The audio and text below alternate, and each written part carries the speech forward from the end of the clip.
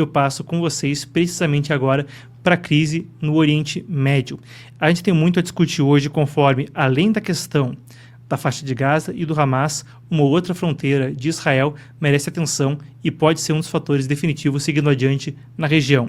A gente começa pelo seguinte: em agosto de 1982, o primeiro-ministro israelense era Menahem Begin, e havia então um conflito com o Líbano.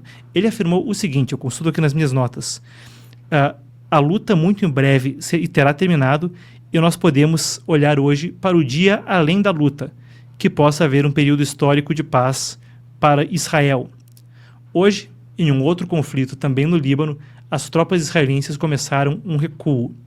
A paz é frágil no país e há muito a ser discutido, desde o futuro do grupo terrorista Hezbollah, a forma como Israel está saindo gradualmente do sul do Líbano, país ao seu norte. Menahem Begin se enganou na sua previsão, e esse grupo terrorista, ora combatido por Israel no sul do Líbano, o Hezbollah, se desenvolveu a partir dos conflitos da década de 1980 e se tornou uma forte ameaça à segurança não só no Oriente Médio, mas globalmente. Apoiado pelo Irã, afinal de contas, ele tende a ser culpado pelos ataques que houve na Argentina, por exemplo, em 92 e 94, os piores atentados terroristas da história da América do Sul. Ainda com atuação na Venezuela, no Sudeste Asiático e em países pelo mundo. Venezuela, que já foi mesmo tida como base de operações do grupo na América Latina. Enquanto se discute o futuro de Gaza, e claro, é uma discussão meritória, mas muitos outros aspectos desse conflito, um que tem remodelado o Oriente Médio pelos últimos 15 meses, também seguem nebulosos e merecem atenção, afinal de contas também impactam o que acontece não só em Gaza, mas por toda a região e por como, seguindo adiante, deve seguir a relação do mundo com muitos dos países afetados: Iêmen, Líbano, Gaza, Israel.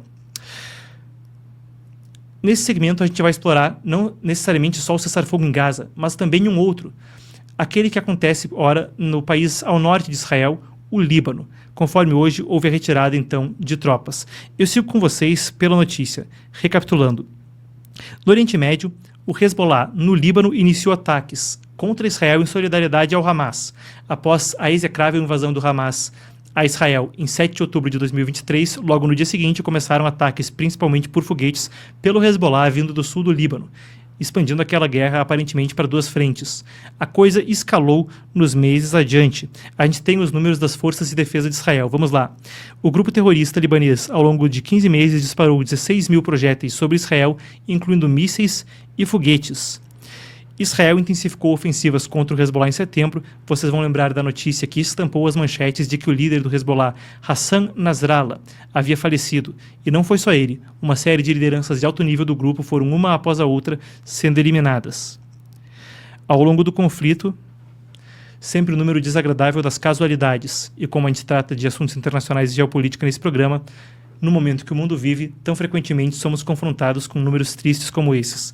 Eles são 60 mil residentes do norte de Israel deslocados, os números oficiais do Líbano falam em 3.700 mortos no país e mais de 1 milhão de pessoas deslocadas, então, no Líbano.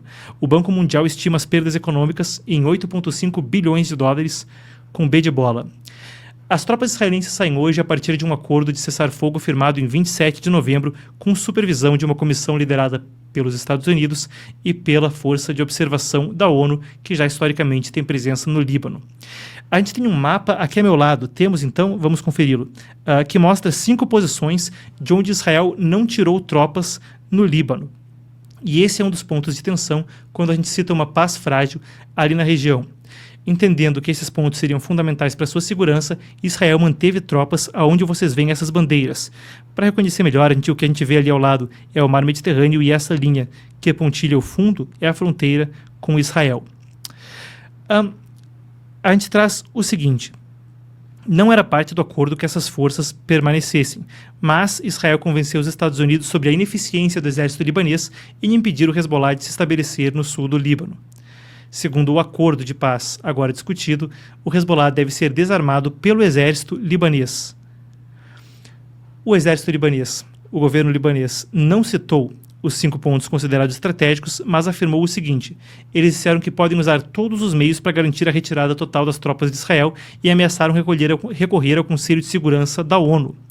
O ministro israelense da Defesa, Israel Katz, disse que esses 5 pontos eram uma zona de segurança para garantir a proteção das comunidades no norte de Israel.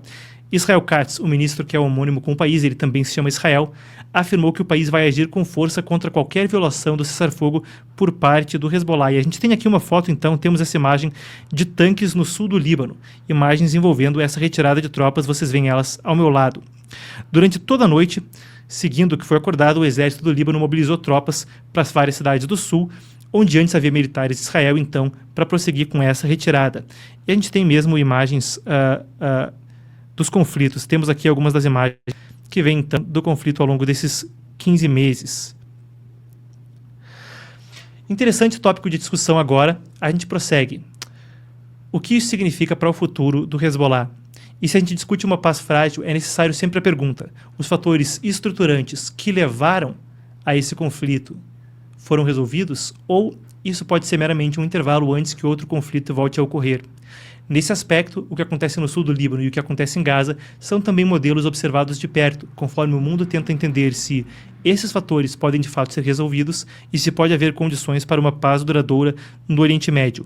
O futuro do Hezbollah é incerto, enquanto essa organização terrorista, que, como eu disse, é muito abrangente e tem atuação em escala global, enquanto esse futuro é incerto e suas forças foram em muito debilitadas, justamente por esse futuro ser incerto, não se sabe quanto a que elementos poderiam levar a um ressurgimento deles.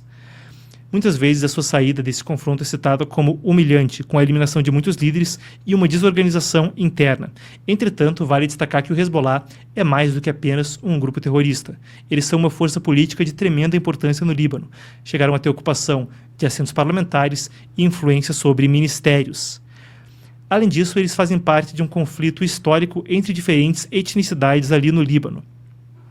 O Líbano tem profundos laços com a sua herança colonial, ele que foi um território francês anteriormente, depois que o Império Turco-Otomano, no final da Primeira Guerra Mundial, foi dizimado. Em 1943, conforme encerrava-se gradualmente a presença francesa no Líbano, houve um frágil acordo que era parte da fundação da política daquele país, onde vários grupos, assim os cristãos maronitas, os muçulmanos xiitas, entre outros, tinham uma forma de equilibrar o poder, com cada um ocupando um certo número de assentos no parlamento, cada um ocupando certas partes do executivo, do judiciário, assim por diante. Entretanto, conforme as coisas foram se desdobrando no Oriente Médio em um sangrento século XX, em 1967 com a Guerra dos 6 Dias e depois em 1973 com a Guerra do Yom Kippur, mais e mais muitos refugiados que saíam desses conflitos e que tinham uma grande influência da Organização para a Libertação da Palestina de Yasser Arafat foram saindo de Egito e Israel e indo para o Líbano.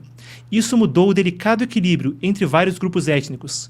E quando isso chegou a respingar na Organização para a Libertação da Palestina, se organizando profundamente ali, bom, o conflito foi inevitável.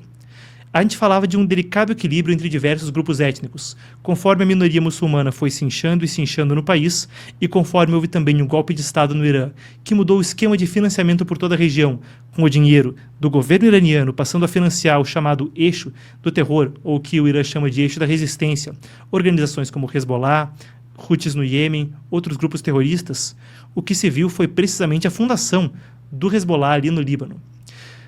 Vários refugiados, um grupo étnico que tinha desequilíbrio na política local. O que se viu na sequência foi uma insatisfação muito grande de refugiados que, mais e mais influenciados pelo Irã e pela Organização pela Libertação da Palestina, se rebelavam. Na década de 80, Israel invadiu o país precisamente para lidar com a Organização para a Libertação da Palestina, e a insatisfação com a invasão israelense foi o estopim para que o Hezbollah se formasse. Formado em 82, a partir desse contexto, como eu dizia, ele se tornou uma organização terrorista com abrangência global. O acordo agora, que envolveria desmobilizar o Hezbollah, com base nesse contexto histórico, não é simples. A nossa apuração dá conta do seguinte: o exército libanês enfrenta uma situação delicada. O embate de libaneses contra libaneses, ou a forma como os próprios libaneses lidariam com o Hezbollah adiante, é uma parte-chave dessa questão. Entretanto, a gente tem a apuração de que o Hezbollah, enquanto diz que esse conflito foi uma sequência de vitórias, parece não ter apoio de grande parte da população. Um dos dados que a gente apura é que a maior parte da população se preocupa com a perda de vidas ao longo do conflito e não tem apoio ao Hezbollah na forma como tem agido. Vale a pena destacar a estatística. Em um ano atrás, o Hezbollah tinha 100 mil combatentes, que era mais do que o exército oficial do Líbano. Agora, com menos combatentes, com sua liderança desarticulada e com principalmente seus apoiadores no Irã, também com muita mais pressão do governo americano e o fim do regime na Síria, pode haver um cenário onde as forças do Hezbollah diminuem. Entretanto, claro, é mais um dos complicados assuntos que permeia o Oriente Médio. Encerrando, a gente recapitula a questão do Irã e da Síria para o público ter também clareza sobre isso. O Líbano e o Hezbollah foram por muito tempo a fronteira do terrorismo internacional com Israel. O Irã conseguia, através do Iraque e da Síria, chegando então ao Líbano, uma ponte terrestre que os levava às portas de Israel. A queda no final do ano passado do regime de Bashar al-Assad cortou essa ponte terrestre, e o retorno de Donald Trump à presidência, com mais pressão sobre o Irã, também parece desarticular a possibilidade de financiamento, além da rede logística prejudicada. A gente segue acompanhando os próximos desdobramentos e se esse grupo terá algum tipo de apoio popular e articulação política para, a partir dessas, se reorganizar. Fato é, sua liderança está em ruínas, há muito menos combatentes.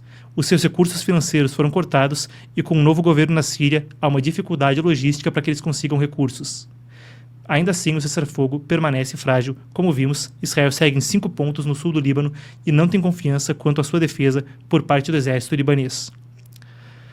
Esse é o segmento, então, a gente segue monitorando os desdobramentos no sul do Líbano e o que acontece conforme Israel se retira do país e um cessar-fogo frágil, uma paz frágil persiste após 15 meses de um conflito que parece remodelar o Oriente Médio. Isso é tudo por hoje aqui no Epoch Times Brasil. Eu agradeço imensamente a presença de todos, como sempre foi um prazer e uma honra.